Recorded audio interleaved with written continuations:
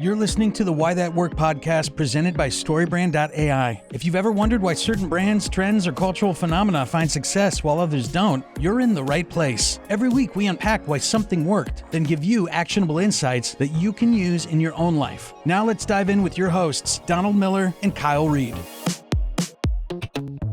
Don, what do you do when you run a business and it feels like you have thousands of competitors and you are trying to stand out? For instance, like the electrical car industry. There seems to be like one coming out every day, not just new brands, but existing brands who are releasing new models or new options.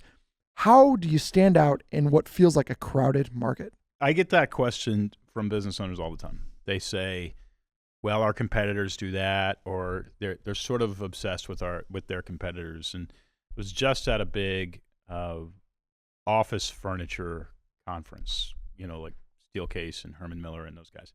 And that came up over and over, with these furniture dealers. Well, our competitors do that, our competitors do this, our competitors do that. The reality is, if you're in a business, you're thinking a lot about the competition. And here's the problem that you're making. You're assuming your customer is also thinking about the competition. They're not. Yeah. I guarantee you they're not. And so you're spending your time looking the wrong direction. You're looking at what your competition is doing, what they're saying, the products that they're producing. What you really should be doing is ignoring the competition and just look at the market. Mm-hmm. And actually, Jeff Bezos says this all the time about Amazon. We are not competitor focused. We are customer focused. Yep. So that's lesson number one, is because if you start getting nervous about your competition and you start losing sleep over them. And I've been tempted too. I mean, there are people who kind of do what we do, and they, I'm like, well, they're doing this, they're doing that, and I'm like, wait a second, this is a giant market, and yes, they may move into my market, but they're going to move in a lot more if I'm not looking at customers and responding to customers and just serving customers as best as I can. So I'm being honest when I say this. I've been in business for 10 years more in the current line of business. I really believe I have never once looked at a competitor's website. Really? No, I don't. I cannot remember ever looking at a competitor's website and trying to figure out what they're doing. Wow. I don't think it's ever happened. Really? No. And I would say in our market, the sort of message clarification and coaching, and it's not a big industry, but there are lots of thought leaders who've written books. We dominate. Mm-hmm. And we're number one. And it didn't come by trying to smart the competition. It came by always looking at customers, talking to customers, figuring out what they want, figuring out how to sell to them better. I don't think that was intentional. I just I like competing with myself. I don't like competing with others. Yeah. I don't like trying to beat you. I like trying to beat myself in the sense that I can do this better. This could have been done better. I could do this with more excellence. And I think for whatever reason that served me. I remember I used to play, geek here, a nerd. Me and my buddy Tony would play Frisbee golf at Laurelhurst Park 5 days a week. And it was like throw this Frisbee and try to hit that tree and, the sidewalk is water. It was just geek nerd stuff. He was kind of a writer, thinker too. And so we would just meet at the park, play a quick round and go back to our coffee shops. And, he was athletic and he had such long arms. He would just I never beat him, not once. And I just had to finally go, well, just play against yourself. Like just, that's it. And I really enjoyed always talking to Tony, very smart guy, and playing. And I just got used to getting beat, I think. And so the only way I could make a game out of it was like, hey, beat yourself. You were 6 under. That's your record. Yeah. And then that kind of made it fun. I think that's the attitude that you want to have in business if you have competitors. You just don't think much about them. Yeah. That's a great segue for us to talk about something you sent me, Don, on Instagram not too long ago, of a company who's trying to break into the electric car industry. Yeah. Which seems like the most crowded marketplace, also with tons of competition. You sent me this company called Slate, and you sent me their launch video. Yep. And it's very well made. I actually want one. It's really cool. I want one. I need a truck, so I'd like one myself. And I have an electric car. Should I play this first for our audience so they can hear it? Okay, so it's a little long. Let's explain what it is. Yeah. It's a launch video that I saw on Instagram. I'm sure it went YouTube and all that kind of stuff. It's down and dirty. Mm-hmm. it seems like it's inexpensively produced. There's a lot going on that's really good, and a lot of lessons that anybody listening can use to launch a product. Yes. So that's let's frame it. Yeah, listen for that. Yeah. Worth listening to, and then let's analyze it. Okay, great. Let me play it for our audience. This is a Slate. This Slate seats 2 and can carry sheets of plywood. This Slate seats 5 and can fit tons in the frunk. It's actually the same Slate. This is narrated by me, Jeff. I work at Slate and just happen to have a great voice. He really does. That's Chris, our CEO. Chris thinks new cars are too expensive and too complicated. A Slate cost in the mid-20s. Brand new. One sec, Chris. Actually, under 20 after current incentives. Go ahead, Chris. We took out everything that wasn't a car. That means no fancy screen, colored lighting, cooled seats, self-driving, self-parking, automatic cup holders. Yes, that's a thing. But you can add accessories like Little screen, big screen, SUV kit, fastback kit, open air kit, one speaker, a bunch of speakers, big bumper, spare tire holder, slatelets, fun grills, even funner lights. Colors. Any color. Really, wrap it in any color. And Slate Access Points means you can add an accessory now, later, or even make one yourself. it's like a potato head. Wait, maybe there's a better analogy. Actually, there is. Slate is the chameleon of trucks and SUVs. Seriously, just add the SUV kit. There are 3.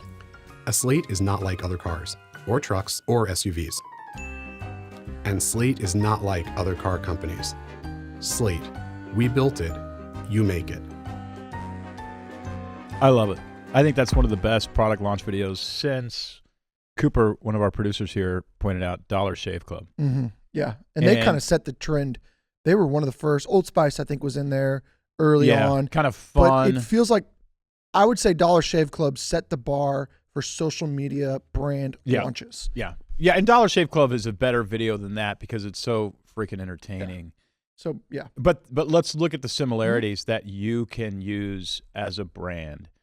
First of all, they positioned the Slate truck and Dollar Shave Club razors as against something. Oh, yeah. Okay. Right off the bat. Against what? Well, Chris, the CEO, didn't even use her last name. Yeah. So it's very informal. Yep. Not better than you. You know, it's very important that they said, hey, look, we're not better. We are the everyman, inexpensive entry truck. And they position themselves as against something. Because in the narration, he says, Chris thinks new cars are too expensive. There it is. That was the enemy. So now so it's very important when you launch something that it is the solution to a problem, and you have to state the problem. And they probably, within 20 plus seconds, they had said that in the ad. So they got it was the foundation of the whole quickly. campaign. Yep. So everything from that point on defends the mission.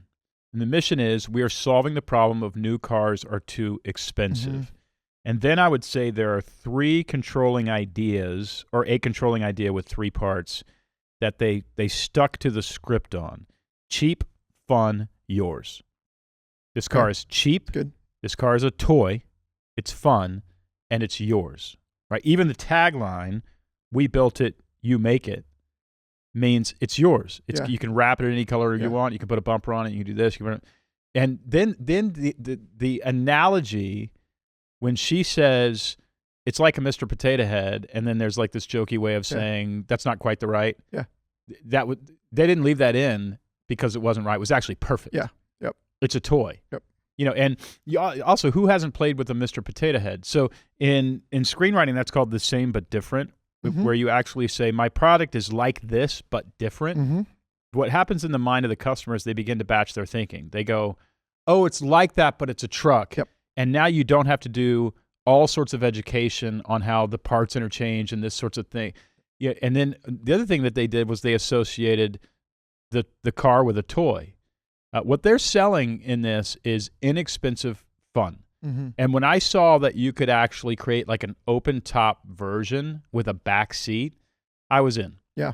Let's look at how they emphasized these 3 ideas. Okay. So cheap, they emphasized it several ways. First of all, again, they're against expensive cars, right? So if you are against something that is causing the consumer pain, they are very interested. Yep.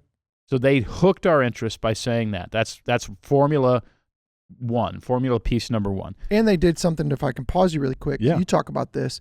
luxury brands never use humor. Right. They went the other way Because and it's a infused discount humor, brands use humor, luxury brands they knew can't. that. Yep. So That's a they mistake. added that in, and you already were kind of a little bit. The music is playful. Yeah, and you just kind of diffuse, like you just are kind of at ease watching this. It was fun. It was playful as you watched. And you know, probably most people aren't watching the video of this. You can watch this on YouTube, but but in the video, Chris is sitting at a folding table inside of a warehouse. Yeah. Yep. Right. This is discount from beginning to end. Mm-hmm. This is a discount brand. Mm-hmm. This is the sort of truck Costco would sell, Yeah, right? 100%. And so they're positioning it that way, and they've got some other interesting things. The narration is male and female. There's a male who's talking, and there's a female CEO featured. That kind of contrast is both visually and audibly interesting. Mm-hmm. That was strategic, Mm-hmm. right? Chris is not wearing a power suit. Mm-hmm. She's sitting in a sweater she's your mom, and she's taking care of you. It's really, really just very, very well done. Okay, so let's emphasize the three things. Cheap is one of the things that they're messaging. There's a pre-emphasis on the price by saying Chris thinks cars are too expensive. This car is $20,000. Now, he interrupts her and says, actually, it's under $20,000 with incentives. That's a way of sort of highlighting the price. Yep. Now, do you really think like she made a mistake? No. On the price? No. No. That was a strategic, scripted correction to hit the price twice in 5 seconds. It does a lot of lifting too, because if you look at a lot of the other electric car industry, what they're using right now is government incentives, right? Right. So, hey, a new Tesla is $37,000. And you go, wait, what? And you go look at it and go, well, that's with the government incentives of buying an electric vehicle. So they're doing a good job of not even having to state that. It's a quick line. It does a lot of lifting there too. The other thing is you think cheap, you sort of think maybe unreliable. Yeah. But they actually say, do you really need the bumper? Do you need this? Yes. Do you need that? And it's a way of sort of explaining why this truck is cost effective and without saying it's crappy, right? Yep. And then they needed to do that. Yep. They needed to say it's going to be reliable. Here's why. It's because you can add a big bumper if you want. You can add the SUV package. You can add this. You can add badges. You can add the stereo. You can add this, and all of a sudden you realize, okay, this is why it is so inexpensive. Yeah, it's because you can get it bare bones if you want to. My guess is this truck will go up to $35,000-$40,000. Sure, I think that's an important point to highlight, because one of the notes I wrote down was them listing all the options. Does it take away from the value? And actually, I thought that was a negative, but you're right. What they're doing there is showing you the reliability. So they're answering that question of kind of go, okay, now let's illustrate this. This is why it's cheap. It's not cheap because it's cheap. It's cheap because we're taking out all these unnecessary bloated features. Did you pick up on too? They talked about you can load 3 things of plywood in it. I think they even were trying to show this could be used for work environment of a truck. There's the versatility of it. Yep. Also, automatic cup holders. Is a great sort of straw man. Yeah. Right? It's a great way of saying, do you really need automatic cup holders?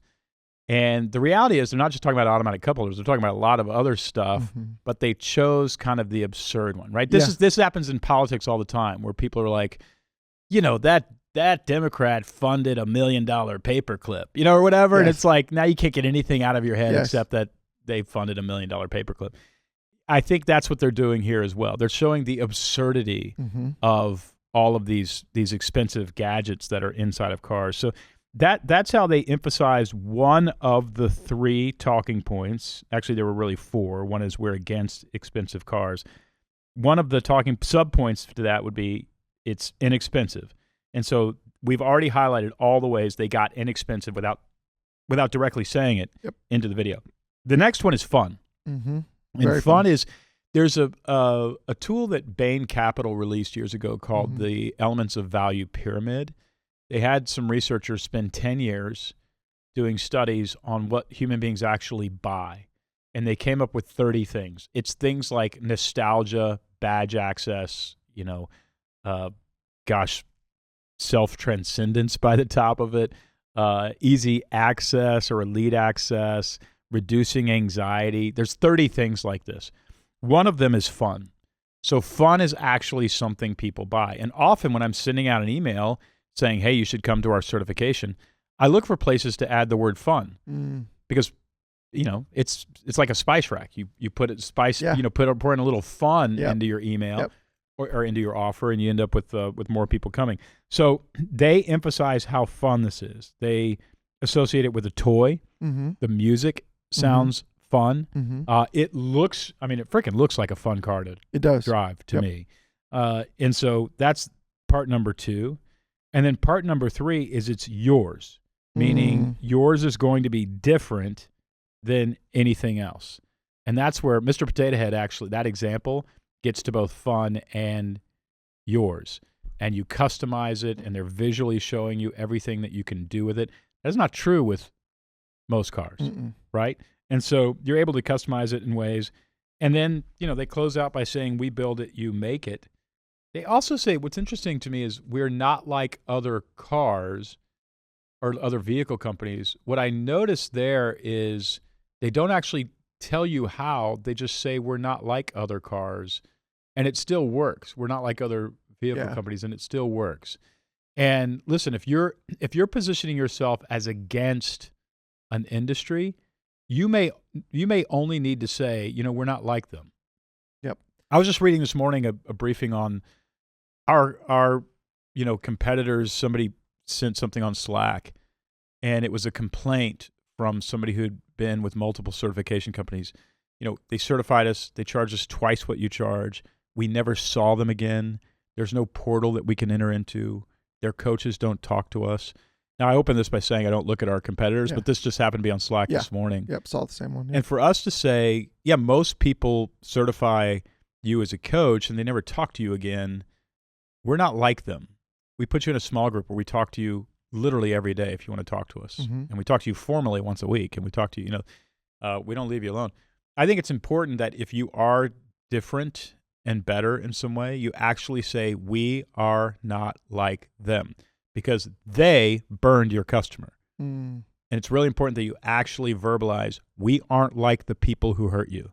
We aren't like the people who rip you off. We aren't like the people, and they do that here as well. So, an extremely effective campaign. And by the way, these videos have millions of views, millions of likes on Instagram. I know they're paying for a lot of this stuff, but you can put a lot of money towards something that isn't playful, fun, and that sort of thing, and you're not going to get the kind of interest. If you don't communicate clearly, all your emails, your website, social media posts, everything you're communicating will be ignored. StoryBrand.ai is like the world's best communication expert writing it for you. Imagine having the world's best communicator writing your tagline. Just type in the name of your company, answer a few prompts, and voila. Hey, that's a good one. Use it to write your social media posts, website wireframe, emails, lead generating PDF, product or service descriptions, anything you need for your business. What would happen to your revenue if every word that left your business was crystal clear and worth paying attention to? StoryBrand.ai is your competitive advantage, so you'll say it clearly. Try it right now and let us write your custom tagline for free at StoryBrand.ai. And now back to the show.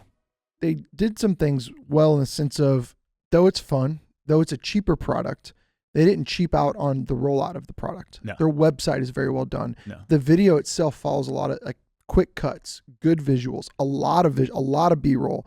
They're getting a ton of attention. They are, but they spent. I think there's a key thing there too. Is as you're trying to stand out in a market, it doesn't mean that you can just, wing it. No, or no. just This is all. It's all very strategic. No. I'm sure it was an ad agency. Yeah. I'm not sure, but I would imagine it's They did an a ad great agency job. who did it, and whoever did it did a fantastic job rolling this out, and we can learn from them. Yes, I also think there's something about the going first principle of this, and what I mean by that is they let the people who have gone first in the electric car industry. There's so much consumer education they had to do as far as range, battery, care. Slate is benefiting off all that work's been done. So you notice they didn't say a word about range. Well, that was they actually didn't talk about that. was actually going to be one of my points. Yeah. They don't talk about horsepower. Mm-mm. They don't talk about torque. Nope. They don't talk about range. They don't talk about charging times. They don't talk about any of that, which everybody's going to have questions about that. So you say, okay, Don, why didn't they talk about that? And you have to talk about that. Yes. I can hear them. Yep. I can hear an electric vehicle company coming to me in a strategy session. And they're going to say, we have to talk about range. And I'm going to say, don't talk about range. Mm-hmm. And they're going to say, no, every customer, it's the first question every customer has. I've been in these meetings, and we're sitting around a conference table, and everybody's going, this guy's an idiot. He doesn't want to talk about range. It's the only question every customer has. Why not talk about range? And what I would say to them is, you can't. If the controlling idea is about this is a fun, low-priced vehicle, you can't add anything to it. Agreed. And they're going to go, well, everybody's going to ask the question. I'm going to say, well, not if you are framing it differently. Yep. I mean, when I saw that video, it's not until literally now that I've wondered what the range is. Yes. And why? Because they're controlling the frame of the message. And what the video is about, an inexpensive truck hitting the market that you can customize, that's really fun. That's it. It's not about range. And keep in mind, they talk about range. They just do it on their website. Right. You It- answer the question somewhere else, but not. Yes. And this is, I get into this all the time with clients. They want every communication piece to communicate everything. It's like, no, this is the one Yep. where we say it's cheap and fun. And I want you to stop talking after that. Say it somewhere else, Mhm. but this is not where we say that. And well, that's the number one question. I mean, I just fight them and fight them and fight them. And now look at what happens when they're disciplined. When they actually, this is another part of this messaging that we've got to talk about. Everything that they leave out. Jeff Bezos is involved in funding this. Is it in the video? No. Why? It's a Totally. distraction. Exactly. Yeah, that's not the controlling idea. Now make another video on why one of the wealthiest people in the world wants to make a $20,000 truck. Now that's an extremely effective video, but it's not this video. It's not this video. Good. And so my clients need to understand we're trying to create one piece of communication. It has to have a controlling idea, and you can't hand the customer too many slippery bowling balls. Mm-hmm. Now, what is that? I've used this example before. Yeah. Every piece of information that you hand a customer in a messaging piece of collateral is a bowling ball. We're handing them really three. Mm-hmm. There's the controlling idea that is we're against expensive electric vehicles. Mm-hmm. So that's kind of a bowling ball, but really we're handing them three. It's cheap, fun, and yours. Yeah. People can't hold any more than three. Mm. And as soon as you get into torque, and as soon as you say torque, Yeah. it's a bowling ball that has been covered in Vaseline. It's slippery. It's and so that means they can't really, Yeah. you can't really handle anything else. So I would say 3 bowling balls tops, Yes. and they gave you 3. Mm-hmm. And now we say, well, what about range? That's a big one everybody wants. Sorry, 3 bowling balls are out. Yeah. And that's not what this video does. So, what they don't say is really important too. And anytime you say, well, we've got to say this. Okay, if you've got to say that, I'm going to let you say it, but you're going to say it in a different piece of collateral. Yes. And break these things up. Yeah, that's good. Okay, so kind of going back to the initial conversation, there's a couple of things running through my head. First, kind of wrapping up if you're in what feels to be an oversaturated big market, there's just a lot of competition. There's a couple things you can start. First, you need to know what you're against, the villain, right? So a couple things there. One is know what customers hate about this market. Mm-hmm. What do customers hate about your market? Mm-hmm. Right? So that's thing number 1. Thing number 2 is use that and leverage that as a differentiator. Yes. So we are differentiating from our competitors because we don't screw them the way everybody else is screwing them. If you have that, and if you can find that in your marketing and advertising, you need to exploit it. Yep. Okay, so let's break this down to more where our customers are. Let's say you have a pool installation / cleaning company, Mm-hmm. right? You could say something like, our competitors charge $200 every time they clean your pool, and they come, only when you call them. Now, first of all, I don't think that's true, but of any pool cleaning company. But you would want to say something like, you never have to call us. We're charging about $600 a month. It's going to be about $200 less than you would pay if it was piecemeal. But you never call us. We actually just keep your pool clean, period. Yep. Done for you pool cleaning. Yeah, it's done. And, we can't believe anybody would actually charge you, what are you buying here? I'm buying a clean pool, and I don't care how it's done. I don't care when it's done. It just always needs to be clean. Something along those lines where you can actually differentiate yourself. Yep. Now, here's another thing to remember. A lot of people would say, well, every pool company has a subscription service where you come in. Mm-hmm. My question to you is every pool company saying it? And if every pool company is not saying it, then you have a chance to move into that market. That's right. It's not what they're doing. It's whether or not they're saying what they're doing. And if there are 50 cheap electric truck on the market, by the way, there are. Yeah. Right? There are. Like the Slate truck, there are these little trucks coming out of Japan that look like kind of golf carty sort of trucks. There's electric vehicles like crazy. Mm-hmm. There are probably 20 competitors to Slate. Nobody knows about any of them. What do they know about? They know about the one that is against expensive cars, is lots of fun. There's a reason that it's not that expensive because you can customize it. They know about the one that uses effective messaging. This is a very crowded market, and it's not like they're different than 20 other companies. They're not. How big of a mistake would it have been for them to go with I feel like the temptation is if you step into that market as a cheaper alternative in electric car space, to go with we're just a cheaper alternative. They didn't do that. The controlling idea was we are against expensive things. Yes. That feels to me like that's kind of what set the whole campaign up for them. Right. So they could have led, so if you go back to your pool analogy cleaning. Well, they could have led with, we're going to save you a ton of money. Yeah. That's a controlling idea. Not as effective. No. Well, and they also got ahead of it because when you hear cheap, you hear cheap. You hear it's not very good. And they don't use the word cheap. By the way. Yeah. Affordable. Right. And so I think if you get in the pool cleaning analogy, you could lead with affordable, or you could lead with those things. To lead with you'll never have to call us. Exactly. Or you could say, look, if you call us, we failed. Okay, so you've been talking about this kind of new thing around messaging campaigns. And one of the analogies you've been talking about is the triangle.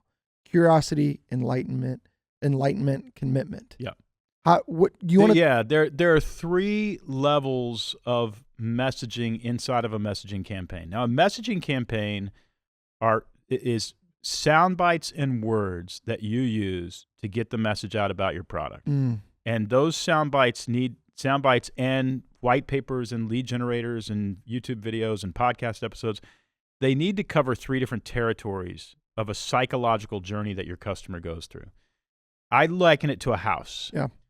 If you walk up to my house here in Nashville, Tennessee, there are front steps, there is a front porch, and then there's a front door that goes inside. The front steps are the curiosity phase. And in order to step on those steps up, you need a controlling idea, you need a tagline, you need a brand script, you need sound bites that you step on to get to the front porch. Good. And those sound bites invite you by piquing your curiosity. And the only thing that piques a customer's curiosity is survival. That's it. There's nothing else.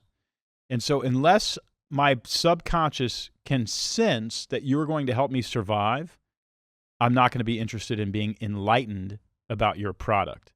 So we are against high-priced electric vehicles or high-priced cars. Helps me survive because you're saving me money. And as soon as you say that, the customer is interested and they want to know more. So they have officially walked up the steps. And then you say, well, how are you doing this? Well, because we don't put automatic cup holders in the car. Do you really need an automatic cup holder? Isn't that absurd? Now I'm being enlightened. I'm on the front porch, right?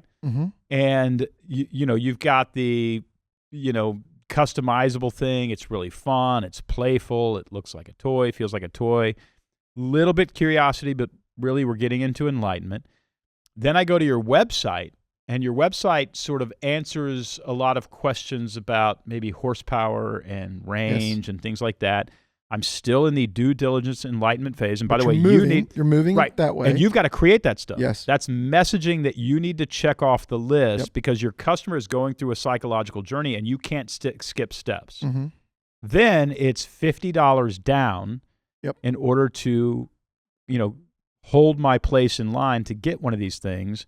That's the front door. That's the commitment step. That's a commitment step.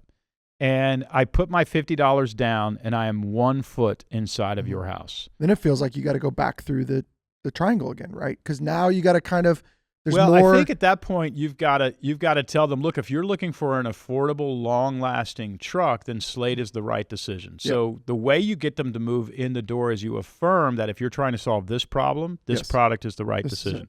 So that would be an example of. And by the way, I've identified easily 19 assets that need to be created, from taglines to one-liners to elevator pitches to lead generators and then you round the enlightenment corner with like white papers and YouTube videos and podcast episodes. Then you get into calls to action documents. Calls to action documents would be like pitch decks, proposals, contracts, sales rep talking points, bonuses if you sign up now. Mm-hmm. These are messaging assets that are asking for the money and encouraging you to actually spend the money. Yep. And then I think it doesn't stop there. I think after you get delivery of the truck, I think a messaging campaign would involve sort of surprise and delight. So imagine a month after I buy a truck, I get a keychain that looks just like that truck that just says, "We're so glad that you bought a Slate truck. We hope that you are super happy with it. We started making these in order to sell them, but realized pretty quickly we don't want you to have to buy it.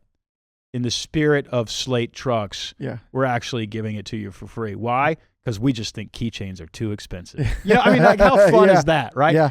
And at that point, you've converted this person from a customer to a brand evangelist. That's it. Right? Yep. And they're having a blast. Yep. That's great. I even think there's some intentionality in the name. Have you thought about the name of the company? Slate? Oh, blank slate. Call to action is start with a blank slate. Yep. Right? So it's like, there you go. Even the name itself embodies what I think is what you've hit on the very beginning, is having a thing you're against. Like having that kind of the problem you were solving. Yep. And you know what?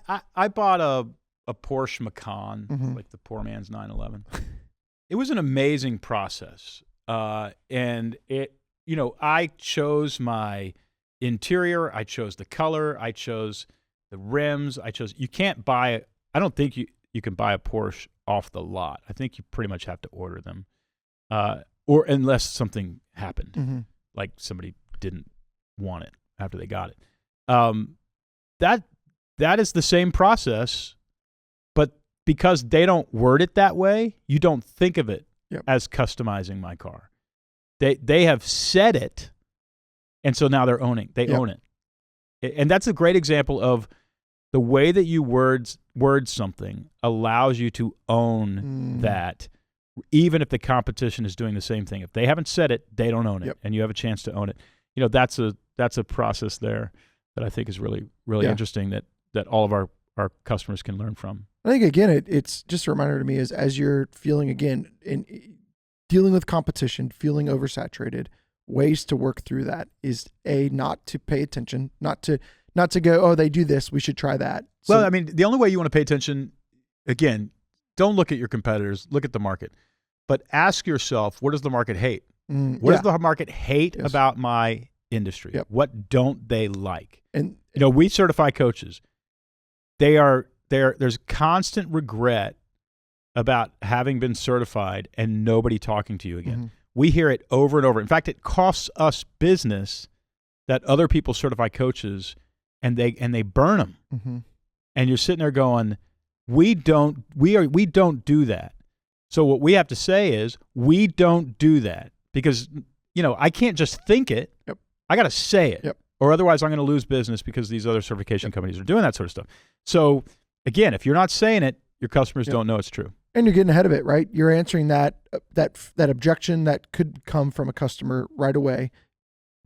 moving that to a place of positivity for your brand. Right. Also love that the thing that Slate did was, what captured your attention was here and you can remove the back. Yeah. So like they didn't just leave it as like, we just made this affordable They gave you truck. examples. They it's like, this is all it is. We have no other, it's like, That's right. Well, no. an amateur Kyle would have said fully customizable. Yes, there you go. But a pro says you can turn it into a dune buggy. Yeah. You can have this big old bumper. Yep. Yeah. You know Yeah. what I mean? Like, add in whatever you want to make it yours, which is living up to the thing. So Slate, great job. If you want to send us one, we'll use it. yeah, this was free for you. However, if you sent us one, It'll be free for us. I don't think we're being very good negotiation. Okay. Yeah, but this is not good We'll negotiation. We'll be in touch. All right, let's end this. Great job, Slate. Great looking truck. Probably go going to check buy out- one anyway. Yeah, go check out their website. It's really cool. Their website's slate.auto. Thanks for listening to the Why That Worked podcast presented by StoryBrand.ai. If you like the show, follow wherever you get your podcasts. And if you're enjoying this on YouTube, hit that subscribe button and leave a comment letting us know what you think and what you want the guys to talk about in a future episode. Curious about how StoryBrand.ai can help you create clear, effective messaging? Well, you can try it out right now and create a free customized tagline for your business. Just go to StoryBrand.ai. Thanks for listening, and we'll see you next time.